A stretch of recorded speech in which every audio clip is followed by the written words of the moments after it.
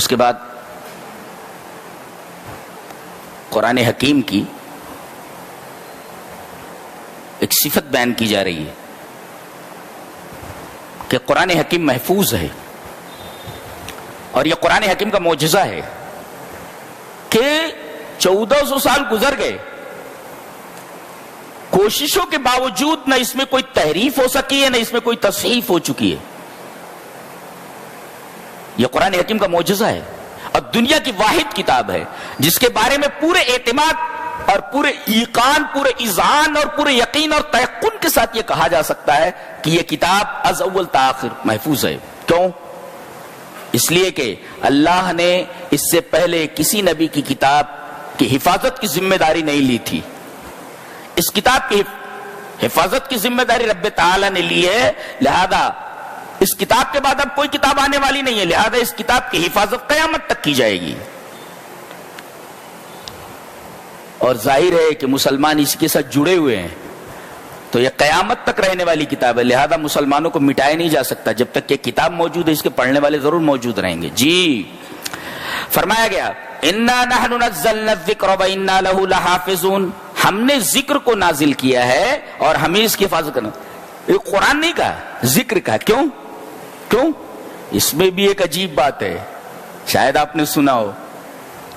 دیکھو عرب جو ہے وہ دو ہی کلام کی دو ہی صنف سے واقف تھے، ایک تو شعر و شاعری، ہر تیسرا چوتھا آدمی شاعر ہوتا تھا، عورتیں شاعر ہوا کرتی تھی۔ تو کلام کی دو صنفیں ان کے ہاں پائی جاتی تھی، ایک تو شعر و شاعری اور دوسرے اساطیر، قصے۔ چوپالوں میں بیٹھتے تھے اور قصے اسفندیار کے، رستم کے شروع رہتے تھے۔ تو ان کے ہاں دو چیزیں، کلام کی دو صنفیں پائی جاتی تھی۔ کون کون سی؟ شعر اور دوسرے اساطیر، قصے، کہانیاں۔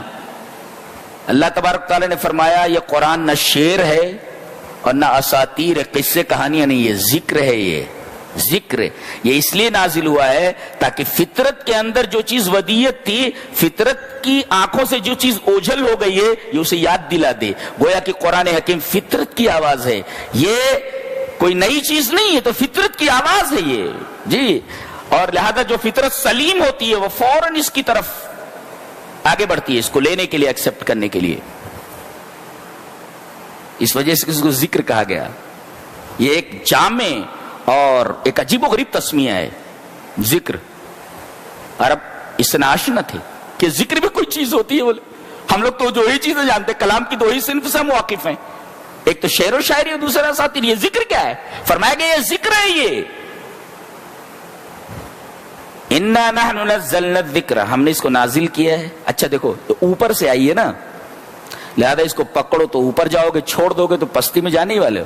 لہذا حدیث میں کہا گیا بے شک اس کتاب کے ذریعے اللہ قوموں کو اٹھائے گا اور اس کتاب کے ذریعے لوگوں کو پستی کے تحت الثری میں ڈال دے گا۔ پکڑو گے تو اوپر جاؤ گے، چھوڑو گے تو پستی میں چلے جاؤ گے۔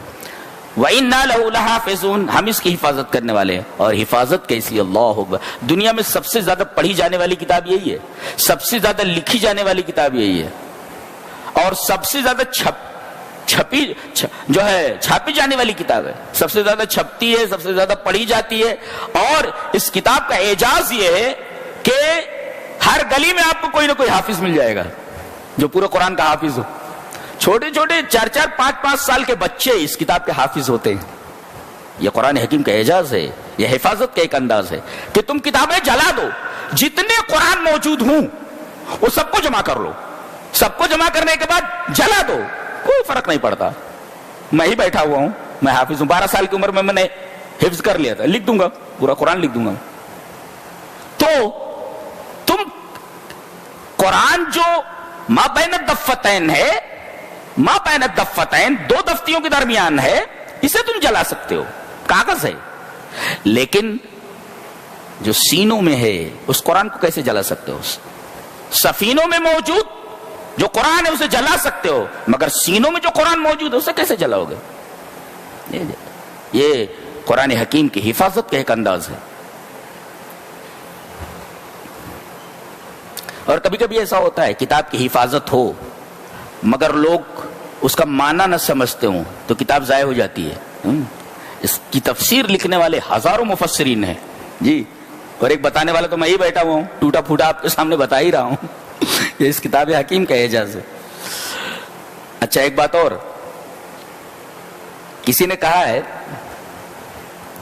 اور شاید ٹھیک ہی کہا ہے کہ اللہ تبارک و تعالیٰ نے مسلمانوں کی حفاظت کی ذمہ داری نہیں لی ہے, قرآن کی حفاظت کی ذمہ داری لی ہے. لہذا اگر مسلمانوں کو اپنی حفاظت مطلوب ہے تو قرآن کے قلعے میں آ جائیں, قرآن کے قلعے میں آ جائیں تو محفوظ ہو جائیں گے, اس سے باہر نکلے مار دیے جائیں گے.